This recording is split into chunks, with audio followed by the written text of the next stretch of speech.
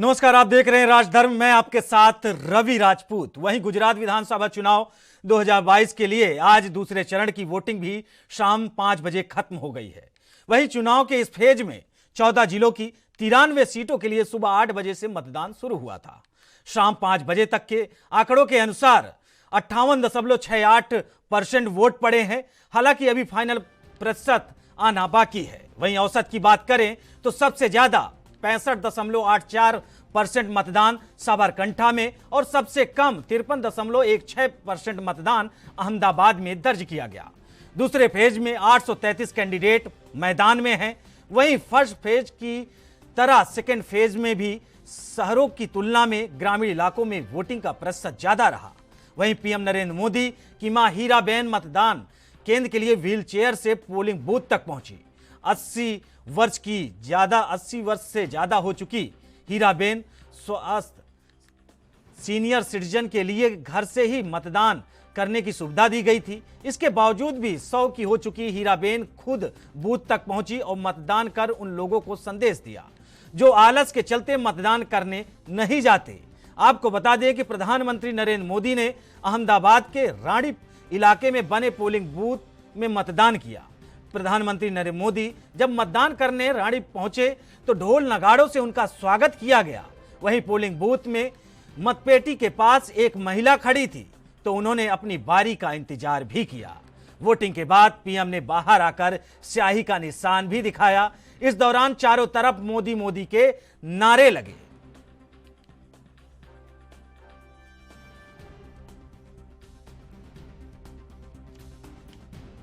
गुजरात के, हिमाचल के और दिल्ली के मतदाताओं ने बहुत ही उत्साह और उमंग के साथ मनाया। मैं लोकतंत्र के उत्सव के लिए देश के नागरिकों का हृदय से अभिनंदन करता हूं, धन्यवाद करता हूं। मैं इलेक्शन कमीशन को भी हृदय से बहुत बहुत बधाई देता हूं कि उन्होंने बहुत ही शानदार तरीके से पूरे विश्व में भारत के लोकतंत्र की प्रतिष्ठा को बढ़े, इस प्रकार से चुनाव का संचालन करने की एक महान परंपरा विकसित की है और उसका एक उत्तम उदाहरण इस चुनाव में भी नजर आया। मैं इलेक्शन कमीशन का अभिनंदन करता हूं। મતદારોનો પણ હૃદયથી ખૂબ ખૂબ આભાર માનું છું કે એમણે આ લોકતંત્રના ઉત્સવને આન બાન શાન સાથે ઉજવ્યો। ખૂબ ઉત્તમ પ્રકારે ચર્ચાઓ કરી। ગુજરાતની જનતામાં નીર ક્ષીર વિવેક છે એ સાંભળે બધાનું અને જે સત્ય છે તેને સ્વીકારવાનો ગુજરાતનો સ્વભાવ છે અને સ્વભાવના અનુસાર આજે ભારી માત્રામાં બધા મતદાન પણ કરી રહ્યા છે। હું ગુજરાતના મતદાતાઓનો પણ હૃદયથી ખૂબ ખૂબ આભાર માનું છું અને આપ સૌને પણ ખૂબ ખૂબ ધન્યવાદ। નમસ્કાર। है और कांग्रेस ने जो दाव खेला है कि हमारा मुख्यमंत्री ओबीसी बनने की पूरी संभावना है, तो मैं समझता हूँ कि मध्य गुजरात, उत्तर गुजरात और ये जो इलाका है पूरा, वो पूरा कांग्रेस को मतदान करेगा और बीजेपी का 27 साल का शासन जो है ना उसमें परिवर्तन होगा, ऐसा मैं देख रहा हूँ जी। इसके अलावा आप पार्टी इस बार आई है गुजरात में, क्या लगता है? देखिए वो टाइम पास है, बायदी में कोई आता है और जाता है, वो तो होता रहेगा। गुजरात की जनता जो है ना गांधी सरदार के मूल्यों में मानने वाली जनता है। कुछ मुफ्त वाली चक्कर में आने वाली ये पब्लिक नहीं है। इसलिए आम आदमी पार्टी आई, ठीक है, हर एक पार्टी को राइट है अपना, लेकिन राइट में ऐसे ही आकर चले जाना तो लोग तो समझते हैं कि भी एक आजकल के मेहमान है, कल नहीं होंगे, 6 तारीख के बाद कोई नहीं होगा आपका यहाँ। जो विदेशी मतलब दिल्ली से गुजरात के बाहर से जो मेहमान आए हैं वो शाम को चले जाएंगे जी। इसके अलावा मोदी जी ने एक अपने वक्तव्य में कहा था कि कांग्रेस में होड़ लगी है कि कौन सबसे ज्यादा गालियां देता है, सबसे बड़ी गालियां देता है मोदी जी।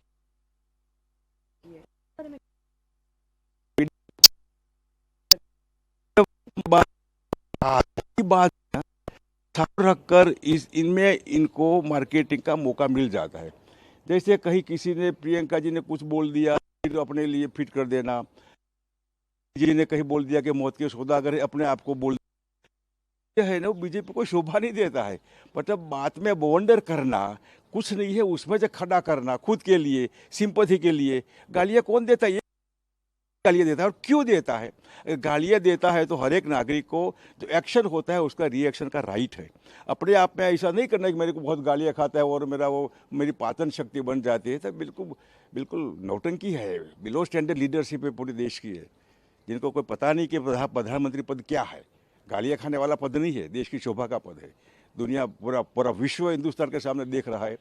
इसमें से बिलो स्टैंडर्ड लीडरशिप जो आज 8 साल से दिल्ली में और यहाँ गुजरात में है, बहुत नुकसान होता है डेमोक्रेसी માટે શિક્ષણ ખૂબ જરૂરી છે।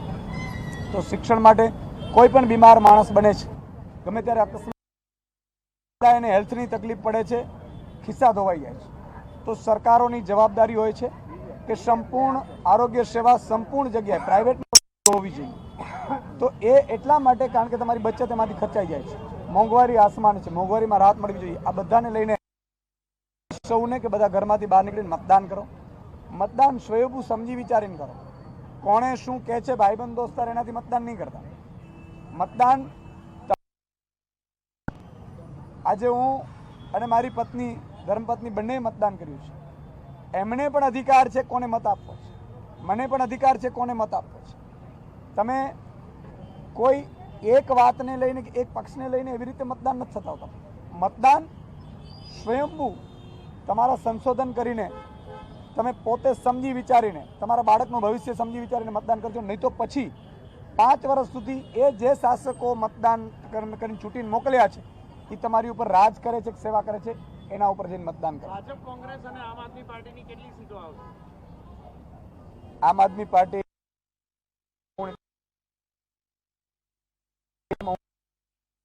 અમને ખબર છે પહેલા તબક્કામાં આમ આદમી પાર્ટીની 89માંથી 51+ સીટ આવી રહી છે। બીજા તબક્કા અપેક્ષા રાખી રહ્યા છીએ।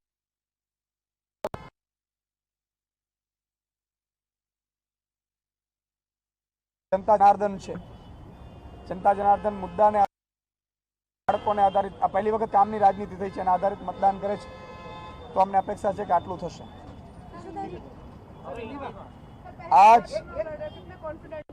आज मैं और मेरी धर्मपत्नी श्री अहमदाबाद के घाटलोड़िया में हमारा जो मतदान का अधिकार मिला है उसका उपयोग किया है। हमने मतदान किया है। लोग भी बहुत उत्साहित दिख रहे हैं, लोग भी उम्मीद के साथ मतदान कर रहे हैं। मैं लोगों को अपील करता हूं कि आप घर से बाहर निकलिए, वोटिंग बूथ तक जाइए, मतदान करिए। मतदान लोकतंत्र का सबसे इम्पोर्टेंट जो हमें मिला है अधिकार वो है। हम अगर लोकतंत्र राजाशाही और अभी तक जो चला आया उससे और लोकशाही मतदान करने का अधिकार, हम अपने नेता को, लेकिन आप मतदान करने जाइए। अगर करने जाओगे तो आप जवाब मांग पाओगे नेताओं का। अगर आप बैठे रहोगे तो हो सकता है कि दुर्जन लोग बैठ जाएं सत्ता पर, और दुर्जन लोग तो आपके लिए स्वाभाविक तौर पर अच्छी शिक्षा के लिए करेंगे कि नहीं करेंगे, अच्छे स्वास्थ्य के लिए करेंगे कि नहीं करेंगे। इसलिए उम्मीद के साथ मतदान जाइए। के लिए करता हूं कि मतदान जाने से पहले एक बार आप हम फोड़िए कि मेरे बच्चों के लिए अच्छी शिक्षा कौन कर पाता है, अच्छे स्वास्थ्य की सुविधा है कि नहीं, कर हमें कौन क्या कहता है, किस तरह से भाषण देता है, उससे वोटिंग नहीं। आज कितने देश आगे बढ़ चुके हैं। जापान जैसा देश जो कि हिरोशिमा नागासाकी पर हमला हुआ और ख़त्म हो गए थे, फिर भी खड़े हो गए। आप बोल रहे हैं तो मैं ये बोल रहा हूँ कि वोटिंग हमारे देश में अच्छी शिक्षा होनी चाहिए। हर बच्चे को अच्छी शिक्षा मिलनी चाहिए। हर अच्छी शिक्षा का अधिकार है, और अच्छी शिक्षा तभी मिल करने के लिए सक्षम होंगे। अकस्मात होता है, एक्सीडेंट होता है, तो जब एक्सीडेंट होता है तो हमें जरूरी नहीं कि सभी के पास पैसे होंगे, तो फ्री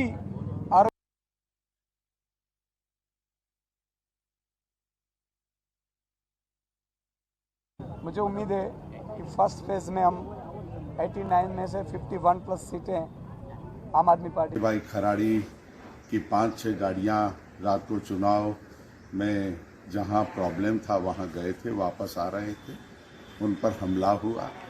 3.5 घंटे तक उनका और हमारे वर्करों का अता पता नहीं रहा और मैं, अर्जुन भाई, हमारे बलदेव जी, तीनों लोग हमारे चीफ चुनाव आयोग को हमने फोन किया।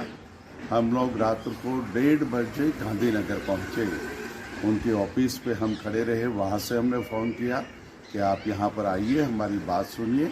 थराद है, काकरेज है, जहाँ पर ये दाता है और जगह से जो हमारे उम्मीदवारों की फरियादें आ रही हैं, ये हमारे बलदेव जी कलोल से चुनाव लड़ रहे हैं तो पूरी छावनी बना दी थी पुलिस की, डर का माहौल बना दिया था। मतलब ये साफ दिखाई देता है कि भाजपा चुनाव हार रही है। पुलिस के बल पे, सरकारी तंत्र के बल पे चुनाव को प्रभावित कर रही है और हमारे वर्कर, हमारे लीडर डट के चुनाव लड़ेंगे और चुनाव जीतेंगे। आपको कैसे लग रहा है कि सेकंड फेज मेजोरिटी की आपको इच्छा, क्या मुद्दे के साथ आपको ये इस बार? हमने पहले से ही महंगाई का मुद्दा उठाया था, पहले से ही हमने किसानों का मुद्दा उठाया था, 50 लाख बेरोजगार युवाओं के पेपर फूटने का मुद्दा हमने जोरों से उठाया। हमने यहाँ गुजरात के व्यापारियों का मुद्दा और जीएसटी का उठाया।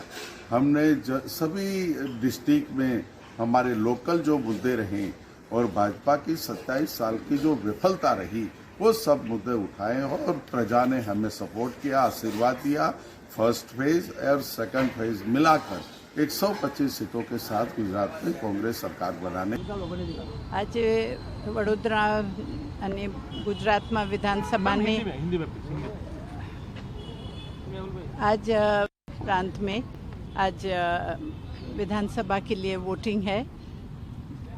वोट देना तो हमारा अधिकार है जो सरकार से मिला है, तो मैं सबसे अपील करती हूँ कि ज़रूर अपना मत डालने आइए। मैम, आपने बोला अधिकार है, फर्ज भी कितनी है? अधिकार है तो फर्ज तो है ही, अधिकार के साथ में फर्ज भी जाता ही है। There is no right without a લોકશાહીના અવસરને સૌથી મળીને ઉજવ્યું છે અને ઉલ્લાસપૂર્વક મતદાન સંપન્ન થયું છે। મતદાતાઓએ પોતાના જવાબદારી સમજીને મતદાન કર્યું છે। 80 વર્ષથી વધુ વયના વડીલો પણ ઉત્સાહપૂર્વક મતદાન કર્યું છે। દિવ્યાંગો જે તકલીફ વેઠીને મતદાન મથક સુધી આવ્યા અને તેમને પણ ઉત્સાહથી મતદાન કર્યું છે। વહીવટીતંત્ર દ્વારા મતદાન મથકો ઉપર લઈ જવાની વ્યવસ્થા કર્યું, વ્હીલચેરની વ્યવસ્થા કરી, ક્યાંથી પણ કોઈ પણ ફરિયાદ મળી નથી। આજે લગ્ન પણ ઘણા હતા, ઘણા વરુ-વધુ લગ્નની વિધિ કરતા પણ મત આપવા આવ્યા હતા। આવા તમામ વરુ-વધુ અને તેમના પરિવારજનોનો મેં આભાર માનું છું। ઘણી જગ્યાએ થર્ડ જેન્ડરના લોકોએ પણ ઉત્સાહપૂર્વક મતદાન કર્યું છે, એ સૌને પણ મેં આભાર માનું છું। लास्ट वीक एक न्यूज़पेपर में वडगामड़ा ग्राम पंचायत बनासकांठा जिला में वाडिया गामना नागरिकों मतदान थी वंचित है एवं हमने रिपोर्ट जोयु। ये गाम में पण आजे मताधिकारનો उपयोग करवा माटे मोटी संख्या में आव्या हता। विशेष रूपे सजावेल विविध प्रकारना बूथो, सखी बूथो अने अलग अलग प्रकारना बूथो आकर्षणનું केंद्र बन्या हता।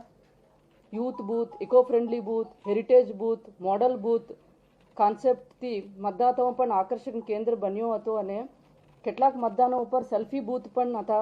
મતદાતાએ ઉત્સાહપૂર્વક સેલ્ફી બૂથ પર ફોટો પાડ્યા હતા અને પોતાના સોશિયલ મીડિયા પર પણ અપલોડ કર્યા હતા।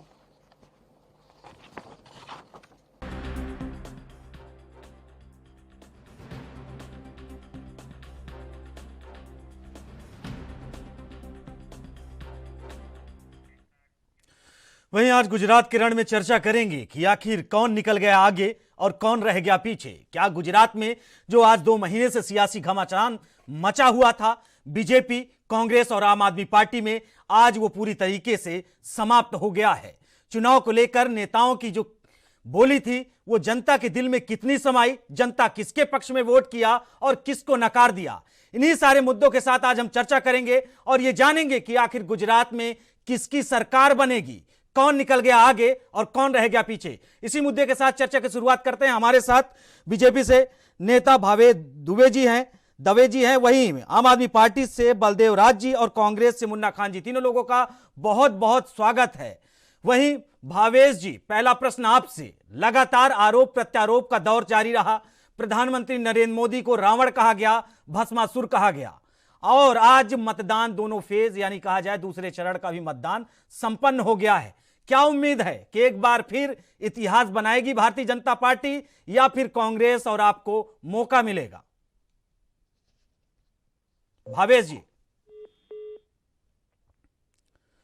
जी हमारी आवाज पहुंच रही है आप तक? वहीं बलदेव राज जी आपके पास आना चाहेंगे और ये जानेंगे कि आम आदमी पार्टी पहली बार गुजरात विधानसभा चुनाव में अपनी किस्मत आजमा रही थी और उस किस्मत का कितना भगवान का साथ मिला है। बलदेव राज जी।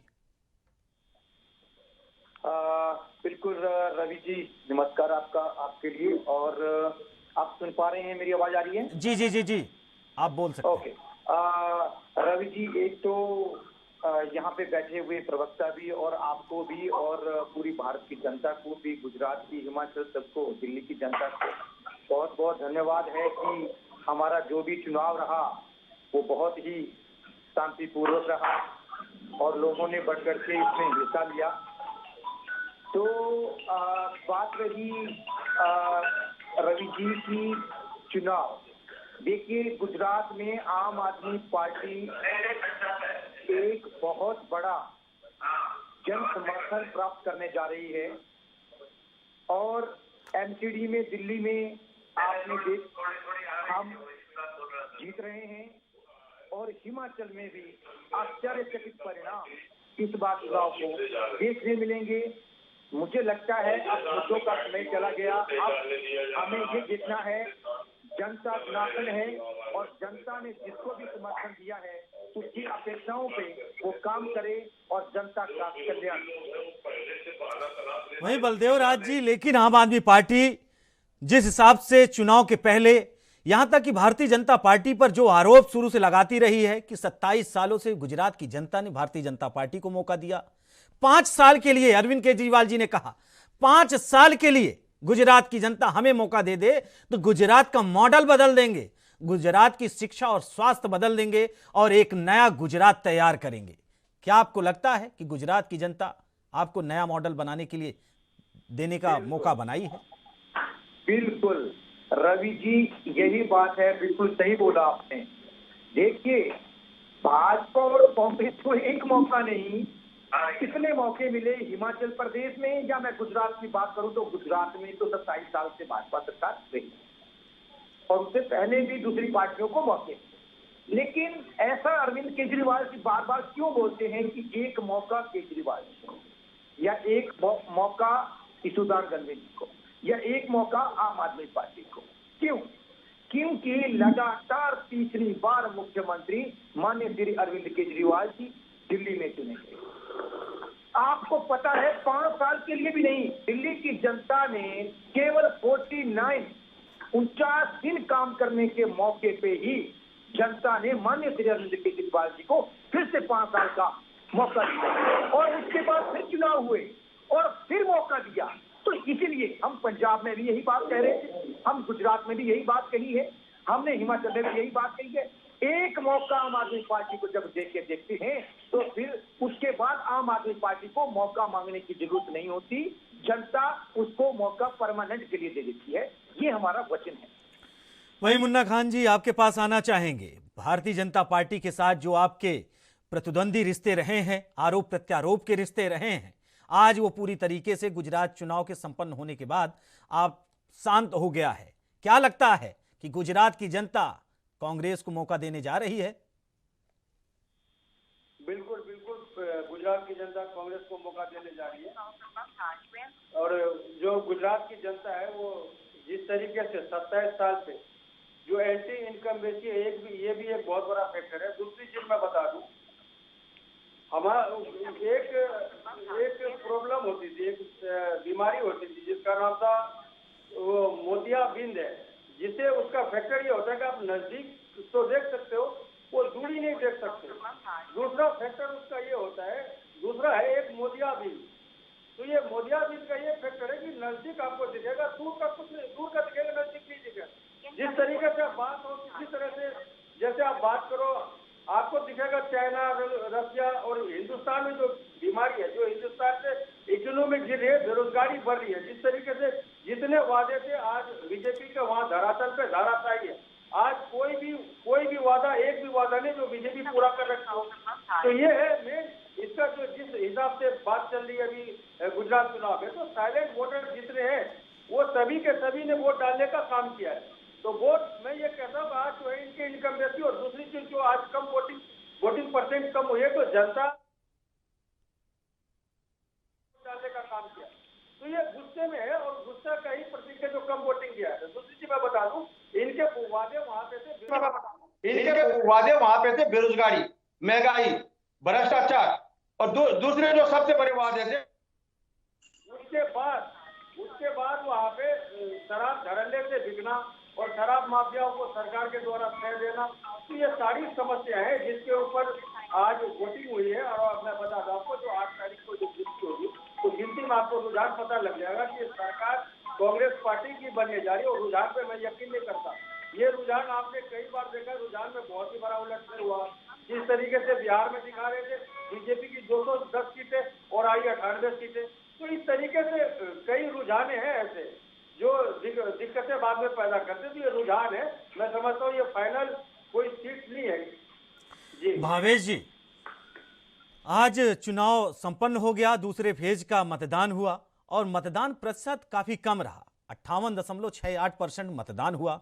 भारतीय जनता पार्टी 27 सालों के इतिहास को लेकर आगे चल रही थी, क्या इसे 32 साल में तब्दील करेगी? पहले तो ये दोनों को मैं खुशियां देता हूँ कि जितने भी सपने देखे उनके सब सपने पूरे हो जाए, क्योंकि आज तक उन्होंने डिबेट में यही बोला है कि मेरे को 140 आएगी, कोई बोलता है 160 आएगी, तो हमारे खाते में क्या आएगा। तो आज मैं चैलेंज के साथ कहता हूँ कि हमारी 152 आ रही है और आ रही है। और दूसरी बात, एक कांग्रेस है या आप है, आपने देखा होगा स्टार्टिंग में तो उन्होंने बहुत किया, जब तक हमारी चैलेंजिंग। इनको पता नहीं है कि गुजरात क्या है।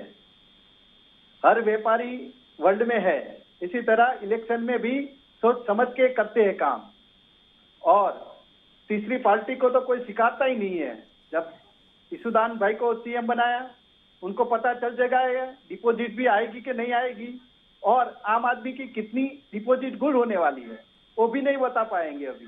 मैं चैलेंज के साथ कहता हूँ कि 140 150 बोल रहे हैं। हमारे गोपाल इटालिया ने सब हिंदू धर्म का अपमान किया है, ब्राह्मणों का अपमान किया है, नरेंद्र भाई की माँ 100 साल की है उनका भी अपमान किया है। गुजरात कभी उसको माफ नहीं करेगा, ये उसको बहुत बड़ा है। ऐसा चुनाव में बोला नहीं जाता है, चुनाव में विकास बोला जाता है। तो विकास में हमने बहुत सारा किया है, क्या नहीं किया है। स्कूल में देखो, आज आम आदमी बोल रही है स्कूल हमने किया, स्कूल तो भाई ये शीला दीक्षित ने किया था, आपने तो ऊपर पेच लगाए हुए हैं, सब लोगों ने देखा है। आप गुजरात में देखना क्या होने वाला है। मैं 8 तारीख को आपके सामने बोलूंगा, डिबेट में बोलूंगा, कहाँ गया आपका विकास। आज पंजाब की हालत देखिए क्या है, सब रोड पे उतर चुके हैं, सीएम के घर के आगे बैठे हैं। क्यों बैठे हुए हैं? महिलाओं को पैसा नहीं मिला हुआ है, उनको अभी पता भी नहीं है कि 300 यूनिट देंगे तो उसका आंकड़ा कितना होता है, और फ्री में देने निकले हैं। आज मेरी जेब में 5 रुपया है तो मुझे पता होना चाहिए कि मेरे को 5 रुपया देना है। तो ऐसी बहुत सारी है। विकास में नंबर 1 मॉडल गुजरात है। गुजरात में नहीं, हिंदुस्तान में दिखा जाता है कि गुजरात देखने के लिए लोग आते हैं। आज अरविंद केजरीवाल क्या है, उनके पास क्या है, हम क्यों उसको वोट करें? पहले तो क्यों वोट करें। आज यहाँ 2 ही पार्टी चलती है, कांग्रेस और बीजेपी। यहाँ के सीएम केशु भाई भी आए थे, उनकी जितनी पहुंच थी उतनी से किसी की पहुंच नहीं थी। सब लोग पटेल लोग भी साथ में थे, इतना बड़ा आंदोलन हुआ, फिर भी हमारी 99 आई। तो एक सेक्शन में तो हमारी कितनी आ सकती है वो तो दोनों ही जान सकते हैं। मैं डेफिनेटली के साथ कहता हूँ 151 आ रही है, 151 आ रही है।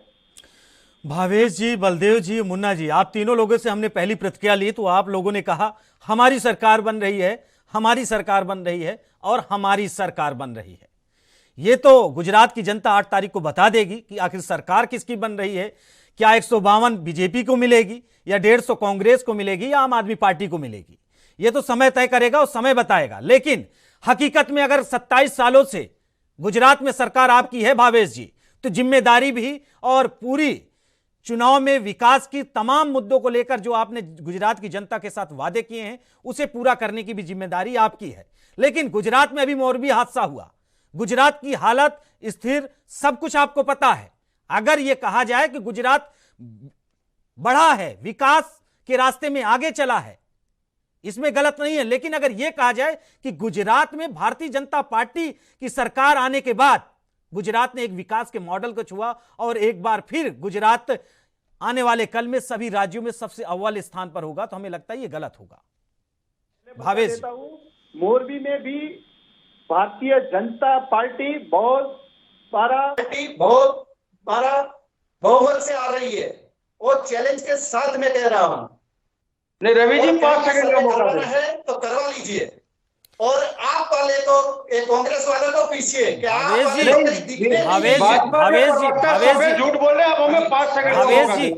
भावेश जी, सवाल यही है, सवाल जो आप कह रहे हैं ना कि 152 हमारा, कांग्रेस भी तो कह रही 150 हमारे, आम आदमी पार्टी भी तो कह रही 150 हमारे, तो क्या आप मान लें, क्या आप मान लें कि 550 को 5 सीटें हैं गुजरात में? पहली चीज। और दूसरी चीज, 3 पार्टियां हैं चुनावी मैदान में, एक की सरकार बननी तय है। लेकिन जो जनता के सवाल है, जो जनता के मुद्दे हैं, वो जिसकी भी सरकार बने या ना बने, विपक्ष में रहे, जिम्मेदारी तीनों ही पार्टियां की होंगी। पहली बात रवि जी में जवाब। हाँ जी बताइए। मैं ये कह रहा हूँ कि आज ये बार बार कह रहे गुजरात मॉडल, गुजरात मॉडल। ये गुजरात मॉडल के ढोल नगाड़े बजा के 2014 में इन्होंने सरकार बनाई, 2019 में चर्चे हुए, लेकिन आज गुजरात में चुनाव है और गुजरात की बात नहीं हो रही। तो ये बीजेपी के प्रवक्ता झूठ बोलने का काम न करें। मुन्ना खान जी, आपने कहा गुजरात मॉडल को दिखा के 2014 में ये आए। अगर 2014 से लेकर आगे ये काम नहीं किए होते तो आगे कैसे आते? और इतने राज्यों में इनकी विधानसभा सीट, जो विधानसभा चुनाव हुए हैं, चाहे यूपी हो, मध्य प्रदेश हो, चाहे गोवा हो, हिमाचल में हुआ है, अब गुजरात में हो रहा है, तमाम राज्यों में इनकी सरकार कैसे बनती? अगर गुजरात का मॉडल दिखाकर ये 2014 में सत्ता पर काबिज हुए हैं, तो आम आदमी पार्टी भी दिल्ली का मॉडल दिखा के पंजाब में काबिज हुई है। अब इनकी तैयारी, गुजरात की बारी है, इसे भी आपको देखना। अगर ये किसी भी प्रदेश का, कांग्रेस ने कौन सा मॉडल तैयार किया है? कांग्रेस की इतने सालों तक केंद्र में सरकार रही, ज्यादातर राज्यों में रही। मुन्ना खान जी, कौन सा मॉडल आपने दिखाया है कि जनता आपके बताए हुए रास्ते पर आगे चले? आप जिस हिसाब से विकास का मॉडल तैयार करते हैं, जनता उस पर विश्वास करे। एक बार 2002 के मुकाबले बीजेपी को 2007 में गुजरात में कम सीटें आई, 2012 में कम सीटें आई और 2017 में कांग्रेस पार्टी ने उसे पानी पिलाने का काम किया। बाद में देश के प्रधानमंत्री और गुजरात के उस टाइम के मुख्यमंत्री हमारे नरेंद्र मोदी जी इमोशनल भाषण देने पड़े कि मारो इज्जत खतरों में छो, मारो बचा लो। तो कैसे नहीं यकीन है गुजरात पे, कांग्रेस पे? गुजरात में गुजराती इस बार चाह रही कि कांग्रेस की सरकार बने। जिस तरीके से बात है, पहले तो माफी चाहता हूँ, मैं बोलना चाहता हूँ, पहले मेरी बात सुनिए। पहले तो राष्ट्रीय नेता भी इधर आने का भाई क्यों राहुल गांधी भारत जोड़ो महाराष्ट्र निकल रहे हैं? अभी इलेक्शन है, इधर नहीं मोरबी पुल में हो गई। भाई तुम गाड़ी बनाने वाले कंपनी को पुल बनाने का ठेका दोगे, मोबाइल बनाने वाले कंपनी को राफेल बनाने का ठेका दोगे, तो देश का तो बेड़ा गर्क होगा ही। इसी तरीके से जाने जाएगी और इसी तरह देश गिरता जाएगा। आज विकास 8 तारीख को मैं आपको चैलेंज करता हूँ कि मोदी में भारतीय जनता पार्टी बहुत बड़ी लीड के साथ आ रही है। आपका कांग्रेस का विधायक 7 मिलियन भावेश जी आपसे जवाब लेंगे। भावेश जी आपसे जवाब लेंगे, एक एक करके बोलेंगे कि दर्शकों तक आवाज भी सही से पहुंचेगी, वो समझ पाएंगे कि आखिर कौन सी पार्टी मुद्दे पर बात कर रही है, कौन सी पार्टी मुद्दे से हट पर बात कर रही है। सही बात, बोलने दीजिए। ये 12 मुख्यमंत्री, 16 कैबिनेट मंत्री, तसल्ली साहब सुन लें, 12 कैबिनेट मंत्री, 12 मुख्यमंत्री, 16 कैबिनेट मंत्री और पूरी की पूरी टीम। आज गुजरात में ये हाल है कि गुजरात का मुख्यमंत्री इतना प्रचार नहीं किया जितना प्रचार किया। साहब आप बताइए, वो प्रधानमंत्री या प्रधानमंत्री है? क्या इतिहास में कभी ऐसा होगा कि किसी एक राज्य के लिए प्रधानमंत्री का इतना दौरा हो? क्या सरकार बना की इतनी ललसा है? क्या आज युवा बेरोजगार है, प्रधानमंत्री पे ध्यान नहीं है? प्रधानमंत्री को किसान परेशान है, ध्यान नहीं है? महंगाई चरम सीमा पे ध्यान नहीं है? लेकिन गुजरात का दौरा 5 नवंबर से 4 दिसंबर तक 226 दौरे हुए, वो भी हमारे देश के प्रधानमंत्री के। तो इससे साफ जाहिर होता है कि प्रधानमंत्री सिर्फ बीजेपी के हैं, देश के नहीं है, क्योंकि बीजेपी के लिए ललायत है। बीजेपी की सरकार बननी हो, एमसीडी में हो या पार्लियामेंट में हो या विधानसभा में हो, वहां पे प्रधानमंत्री जी का दौरा लाजमी है। और एक बार नहीं कई बार तो इस तरीके से देश चल रहा है। मैं समझता हूँ प्रधानमंत्री जी आज प्रधानमंत्री नहीं, प्रचार मंत्री बनकर रह गए। अब आप बोले। बलदेव राज जी प्रश्न आपका है। हमारे यहाँ एक कहावत है, न खेलब न खेले देव तुम्हें कुइयां में थूक देव। आप कहां रोल अदा कर रहे हैं कि कांग्रेस और बीजेपी दो पार्टियां तो गुजरात में थी, इस बार आपकी एंट्री, तो खेल किसका बिगाड़ने जा रहे हैं आप? बीजेपी का या कांग्रेस का, या दोनों का खेल बिगाड़ कर अपना खेल बना रहे हैं? बिल्कुल रविराज पूछिए, आपने कुछ हद तक आप बिल्कुल सही पहुंचे। हम नेताओं का और भाजपा और कांग्रेस का खेल बिगाड़ने नहीं, जनता का खेल बनाने आए। और देखिए, भाजपा के प्रवक्ता और कांग्रेस के प्रवक्ता बात कर रहे थे कुछ मुद्दों की। मैं रवि राजपूत जी वही बोलना चाहता था कि अब सब कुछ हो चुका है, जनता ने मुद्दों के ऊपर वोट दे दिया है। मुद्दों की तो बौछार भाजपा सरकार ने गुजरात में नहीं पूरे देश में है। अब बात करते हैं 15,000 करोड़ से शराब अवैध के रूप में गुजरात में दी जाती है। अदानी के एयरपोर्ट में ड्रग्स वहां पे मिलता है हजारों करोड़ों का। बेरोजगारी आपके 50 लाख से ऊपर पहुंच चुकी है। ठीक है, में शराब न करने का काम आपने किया। आज आप गुजरात में बैठे हम बात कर रहे हैं अवैध शराब की बात वहाँ पे संविधान के अनुसार पार्टी की डिपोजिट कितनी गुण होने वाली है वो बताइए ना। और ड्रग्स की बात अभी मत कीजिए ना, हम बात कर रहे हैं, खत्म हो गया, 8 तारीख को हम बता देंगे। भावेश जी मुन्ना जी आपसे जवाब लेंगे। भावेश जी मुन्ना जी, बलदेव जी, भावेश जी बलदेव जी मुन्ना जी। तीसरा, और इन्होंने अपने दोस्तों के जिस तरीके से कर्जे माफ किए ये देश ने देखा, जिस तरीके से उन्होंने भगाया ये देश ने देखा। तो मुद्दों का और जो दयनीय स्थिति ग्राउंड पे गुजरात की है वो जनता जानती है। आम आदमी पार्टी एक आपकी भी दिल्ली जानती है ना, गुजरात में लेके आई है और जनता बहुजन समर्थन हमें देगी गुजरात में। हमने पकड़ के तो अच्छा किया है ना। आज तक की किसी की हिम्मत थी, आज तक किसी की हिम्मत थी इतना ड्रग्स पकड़ने के लिए? पकड़ के अच्छा किया। तो मोरबी पुल के जो घटना हुए तो उनके जिम्मेवार थे, उसको भी पकड़ो मित्र हमारे, कि केले कटियों को पकड़ के मुंशी और ठेकेदार को पकड़ के वाहवाही लूटना चाहते हो जो मोदी जी। बलदेव जी आपने आरोप तो बड़े आसानी से लगा दिए। बलदेव जी दूसरे के, अगर दूसरा अपना घर कांच का हो तो दूसरे के घर पर पत्थर नहीं मारते, ये आपको भी पता है। आपके ही नेता जेल मंत्री जेल में है, किस कारण है आप बखूबी जान रहे होंगे।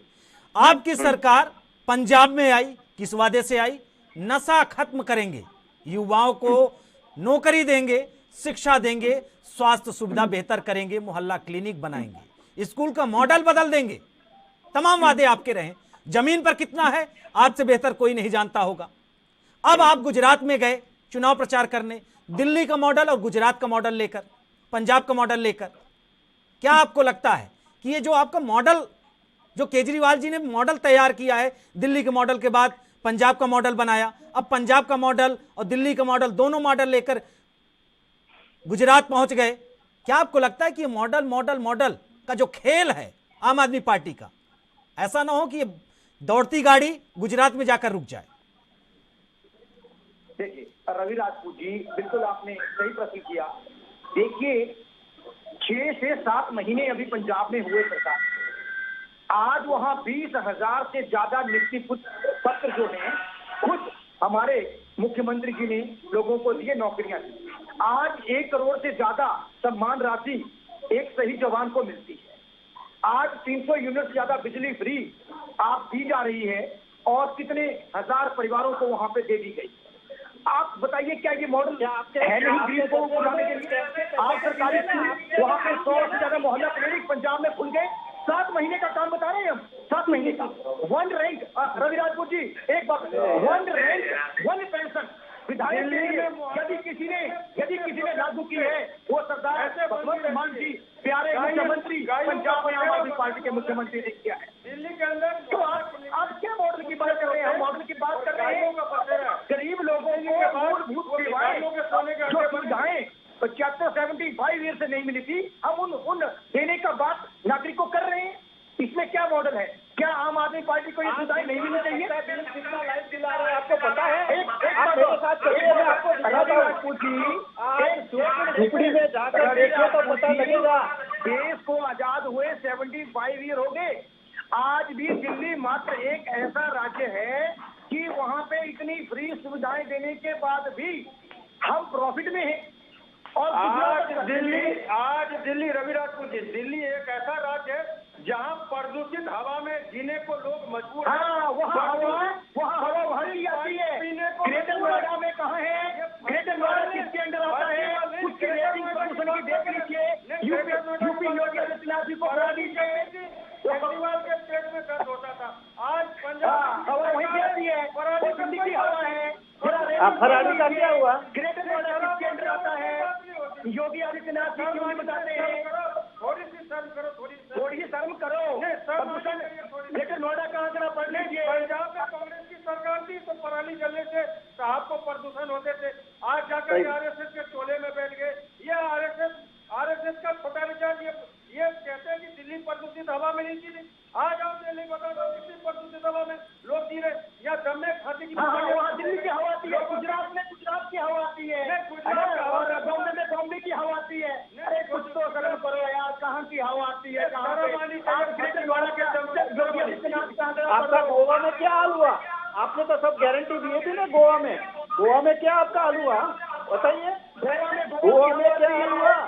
रुक जाती है हवा। अरे कुछ तो सही तरीके। अरे आपका गोवा में क्या हाल हुआ था? लिखित में दिया था अरविंद केजरीवाल ने। मैं बोला वो आंकड़े पढ़ लो। योगी आदित्यनाथ क्या ग्रेटर नोएडा में क्या आंकड़ा कर रहे हैं प्रदूषण का? योगी आदित्यनाथ जी को बोलो कि वो रोक ले वहाँ हवा, वहाँ लोग मर रहे हैं प्रदूषण से। वो कहाँ से हवा आ रही है? अरे कुछ तो देखो यार। बलदेव राज जी अगर प्रदूषण की बात करें तो पार्टी ये प्रदूषण नहीं फैलाती, उनकी सोच ये प्रदूषण फैलाती है। अगर जैसे आपसे प्रश्न किया गया दिल्ली के प्रदूषण पे, आपने तुरंत उदाहरण दे दिया ग्रेटर नोएडा का और नोएडा का, क्योंकि ये यूपी में आते हैं। आपको हमें इससे मतलब नहीं है कि दिल्ली में गलत हो रहा है तो यूपी में भी गलत हो रहा है।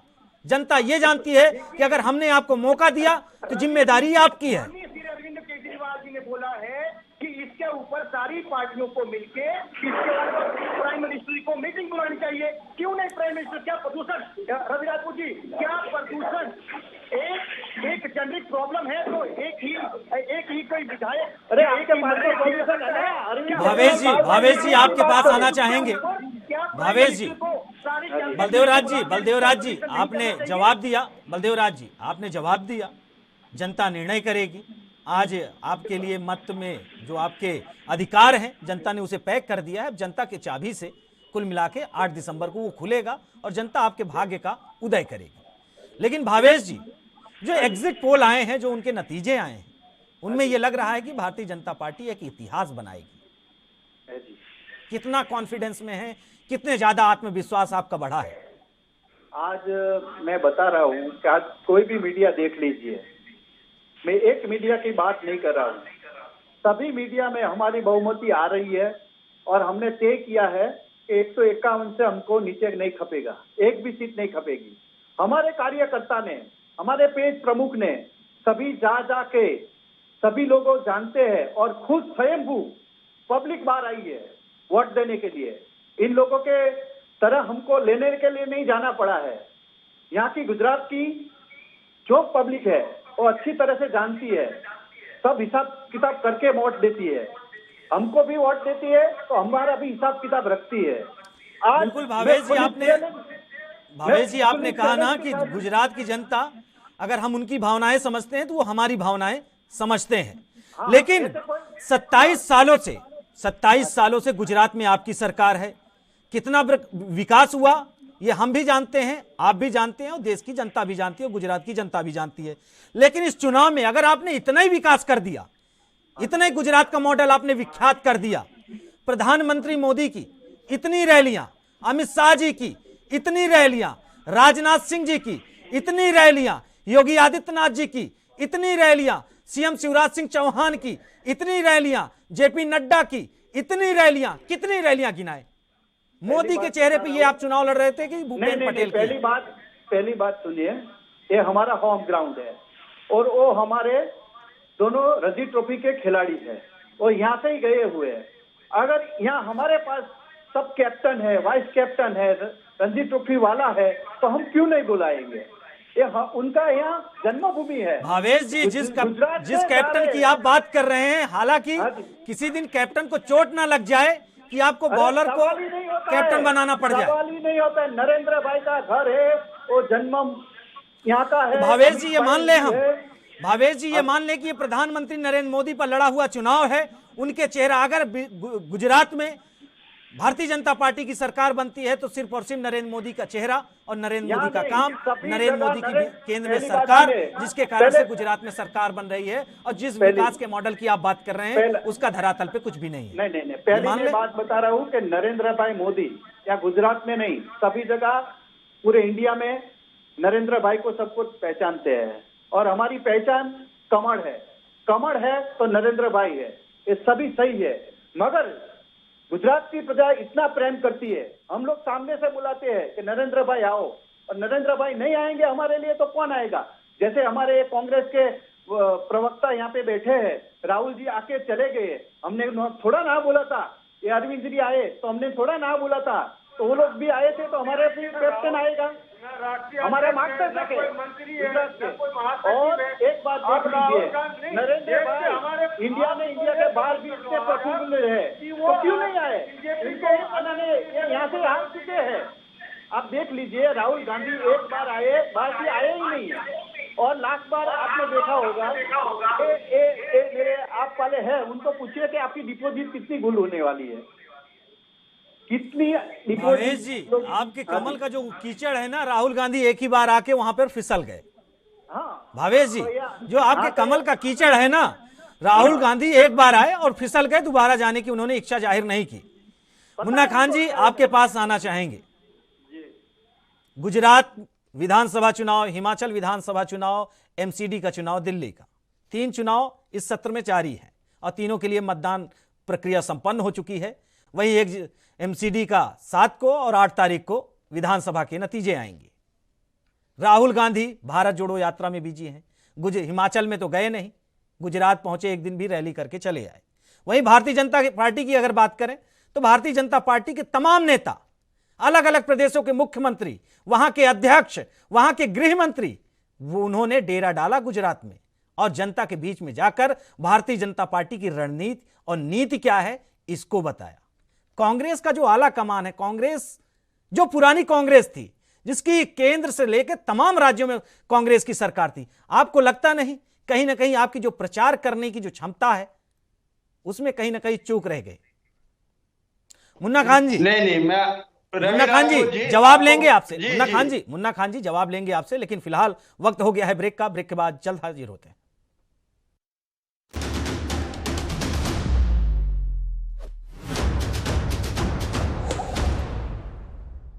ब्रेक के बाद आप सभी का स्वागत है। वही मुन्ना खान जी, आप जवाब दे रहे थे, जो ये माना जा रहा था कि राहुल गांधी समेत तमाम बड़े नेता गुजरात में प्रचार करेंगे तो शायद एक बार फिर कांग्रेस की सरकार बने गुजरात में, लेकिन ऐसा होता दिख नहीं रहा है। मुन्ना खान जी, आप अपना जवाब पूरा करिए। नहीं, अभी तो जितने मत हो या अनुमान, वो तो दोनों ईवीएम में बंद है। और दूसरा सवाल रवि राजपूत जी, कि हिमाचल में और गुजरात में दोनों जगह कांग्रेस पार्टी सरकार बना रही, उसकी मेन वजह जो है वो मैं आपको बता रहा हूँ। नहीं, आम आदमी पार्टी के मित्र हंस रहे हैं, मैं कह रहा हूँ हंसने की जरूरत नहीं है। अभी गुजरात की जनता आप पे हंसेगी, आप सुन ले शांति से। जिस तरीके से लोग आपने वादे थे बीजेपी के मित्र भी हमारे हंस रहे हैं। बहुत अच्छी बात है, हंसने चाहिए। नहीं, हंसे तो सही बात है। अभी हंसी आ रही है। मोरबी पुल के घटना में 135 लोगों की जान गई, वो आपको हंसी आ रही है। शर्म आनी चाहिए। वो आम आदमी से आप बोल रहे हैं,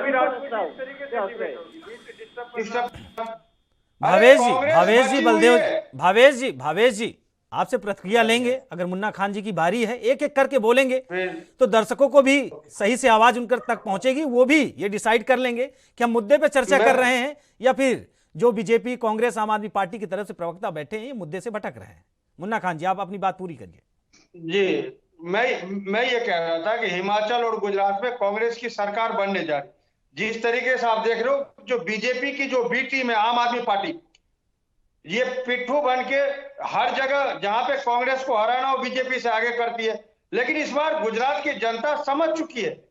इन्होंने एक प्लान किया था, उत्तर प्रदेश में बीजेपी का बनने से पंजाब में हम तुम्हारे बनवा देंगे, तो दोनों के प्लान के हिसाब से ये गुजरात भेजेंगे। लेकिन गुजरात की जनता, मैं धन्यवाद देता हूं, वहां की जनता बहुत समझदार है। इस बार कांग्रेस पार्टी को फुल बहुमत में सरकार बनाने जा रही, क्योंकि उनके पास जो गहन मुद्दे थे, जो समस्याएं थी, वो बता दो, महंगाई, बेरोजगारी और जो शराब प्रतिबंध राज्य में धड़ल्ले से शराब बिकना और उस सरकार का शेयर शराब माफियाओं को देना, और जिस तरीके से 3000 करोड़ का ड्रग्स अडानी एयरपोर्ट में पकड़ा जाना और उसके खिलाफ कोई भी कार्रवाई नहीं होना, और मोरबी पुल की घटना होने के बाद उसे चौकीदार ठेकेदार को पकड़ना, उनका जो मेन ओनर है उस पर कोई कार्रवाई नहीं होना। तो ये सारी चीजें दर्शाती है कि किस तरीके से एक घड़ी वाच बनाने वाली कंपनी को बड़े पुल का ठेका दिया जा रहा है, एक मोबाइल बनाने वाले रिलायंस के कंपनी को राफेल का ठेका दिया जाता है, क्योंकि ये मोदी है तो मुमकिन है। तो ये बातें जनता के समझ में आ चुकी है, और इसी वजह से जनता जो मतदान किए वो कांग्रेस के पक्ष में किए। अभी सबके मतदान और अनुमान ये सारे ईवीएम में बंद है। 8 तारीख को खुलेंगे। तो मैं आपके एएनबी न्यूज के माध्यम से कहना चाहता हूं, अगर मैं आपके न्यूज पे रहा तो आप उसी दिन देख लेना कि बिल्कुल मुन्ना खान जी, आपको 8 तारीख को जोड़ेंगे और आपसे जानकारी, जितना दावा आपने किया है कांग्रेस पार्टी की तरफ से, इन सारे प्रश्नों का उत्तर हम उसी दिन आपसे लेंगे 8 तारीख को, जब जनता अपना डिसीजन दे देगी। बलदेव जी, मुन्ना खान जी आप पर सीधा सीधा आरोप लगा रहे हैं, आप तो बीजेपी की बी टीम है और सिर्फ और सिर्फ कांग्रेस का खेल बिगाड़ने के लिए गुजरात में गए हैं, ना कि अपना खेल बनाने के लिए। बीजेपी ने आपको पंजाब में मौका दिलवाया, अब आप गुजरात में पहुंच के बीजेपी को मौका दिलवा रहे हैं। देखिए रवि जी, मैं पहले भी कह चुका हूं, और भाजपा कांग्रेस का जो इलू है, कहते हैं कि शादी कर लो। 277 एमएलए पिछले 8 साल में कांग्रेस के और विपक्षी पार्टियों के, देखिए रवि जी, अभी डिबेट होने दीजिए। देखिए 277 एमएलए पिछले 8 साल में विपक्षी पार्टियों और कांग्रेस के भाजपा में मिले, तो इल्लू कौन कर रहा है, वो तो देश देख रहा है। अब रही बात कि आम आदमी पार्टी, देखिए मैं फिर कहना चाहता हूं, और मैं कई बार कह चुका हूं, आम आदमी पार्टी ए टीम है, और ये C for Congress, B for BJP, इन ग्रेडों का काम चला गया। देश बहुत बड़े परिवर्तन की तरफ देख रहा है। अब देश को ए ग्रेड लीडर मिल चुका है और ए ग्रेड पार्टी मिल चुकी है, तो ये किसी की बी और सी टीम की कोई जरूरत नहीं है। रविराज, वहीं बीजेपी ने दावा किया है कि 150 यानी 150 पार, कांग्रेस ने भी दावा किया है। बलदेवराज जी, जाते जाते आप भी दावा ही कर दीजिए, 8 तारीख को जनता बताएगी कि आपके दावों में कितनी सच्चाई है। देखिए गुजरात में बहुत ज्यादा समर्थन, और आम आदमी पार्टी सरकार बनाने जा रही है, और इसमें कोई शक नहीं है। सीटें जो भी जनता समर्थन देगी उसको तहे दिल से नमस्कार है, इस पे मैं कुछ कहना। बलदेव राज जी, एक तरफ आप ये कह रहे हैं कि गुजरात की जनता आपकी सरकार बनवाने जा रही है, दूसरी तरफ आप ये भी कह रहे हैं कि गुजरात की जनता जो भी दे देगी उसे बड़े प्रेम से हम खा लेंगे, तो विश्वास दिख नहीं रहा है। बिल्कुल, क्योंकि हमारी भूमिका जरूर देखिए, आप देखिए बहुत बड़ा आश्चर्यचकित परिणाम होंगे और इसमें हम जनता का बहुत धन्यवाद करते हैं। जनता को एक बहुत बड़ा संकल्प और विकल्प की राजनीति का इस बार मौका मिला है, इसके लिए जनता ने बहुत समर्थन गुजरात में दिया है। वहीं भावेश जी, आज जब गुजरात में मतदान जारी था तो उसी समय कुल मिलाकर जगदीश ठाकेर जी उन्होंने कहा कि मतदान तो जारी है, जनता बढ़ चढ़कर हिस्सा ले रही है, लेकिन जो भारतीय जनता पार्टी है, जो उनके नुमाइंदे हैं, वो जो विपक्षी पार्टी यानी जो कांग्रेस के वोटर हैं, उन्हें वोट डालने नहीं दिया जा रहा। जाते जाते इसका भी जवाब देते जाइए। पहले तो दोनों प्रवक्ता शांति से मैंने सुना है, तो आप मेरे को भी सुनिए, बराबर। कांग्रेस का नारा था रोटी कपड़ा और मकान, 50 साल तक चलाया। जब कांग्रेस ने नहीं दिया तब हमारी भारतीय जनता पार्टी की बहुमत से आई, 27 साल से है। और दूसरी बात, मैं जहां से बिलोंग करता हूं वहां मैंने गोपाल इटालिया को चैलेंज किया था। आप सुनना, आप वाले को अच्छी तरह से बता रहा हूं। भावेश जी, हमारे पास समय कम है तो हमें चाहेंगे आप अपनी बात जल्दी पूरी करेंगे। जल्दी करूंगा। गुजरात तक में मैंने 1 महीने पहले चैलेंज किया था, अगर मेरे जिले में आएगा तो मैं मुंडन कराऊंगा, मगर आज तक गोपाल इटालिया एक भी बार मेरे पास नहीं आया है। यहाँ पे जो जितने भी उनके टिकट दिया है वहां भी रैली करने के लिए नहीं गया है। उन्हें खुद ने क्या किया है सब मैं अभी बताऊंगा, टाइम कम है, मगर गुजरात की जनता अच्छी तरह जानती है। गुजरात में वहीं भावेश जी, आपने कहा कि जब कांग्रेस की सरकार थी केंद्र से लेकर तमाम राज्यों में, तो कांग्रेस का एक नारा था रोटी कपड़ा मकान। मोदी जी की सरकार 2014 में आई, आपका भी नारा है सबका विकास, सबका विश्वास और सबका साथ। अभी कितने दिन तक रहेगा भावेश जी? हमारे पास समय कम है तो हम आप सबको रोकना चाहेंगे। भावेश जी आपका, बलदेव जी आपका और मुन्ना खान जी आपका, आप तीनों लोग हमारे साथ जुड़े, आपका बहुत बहुत धन्यवाद। वहीं आपको बता दें कि गुजरात चुनाव के आज दूसरे फेज की वोटिंग हुई, जिसमें सुबह 8 बजे से शाम 5:30 बजे तक मतदान हुआ। वहीं अगर बात करें सबसे ज्यादा मतदान परसेंटेज की तो 65.84 मतदान साबरकांठा में हुआ। वहीं सबसे कम 53.16 मतदान अहमदाबाद में दर्ज किया गया। गुजरात की जनता आज अपने मताधिकार का जो उनके पास एक चाबी है उसे पैक कर दिया है और चाबी अपने पास रख ली है। अब वो 8 तारीख को खुलेगा और जनता अपना निर्णय सुनाएगी कि आखिर गुजरात की गद्दी पर बैठेगा कौन। फिलहाल राजधर में हमारे साथ इतना ही। बाकी खबरों से जुड़े रहने के लिए देखते रहिए एएनबी न्यूज। नमस्कार।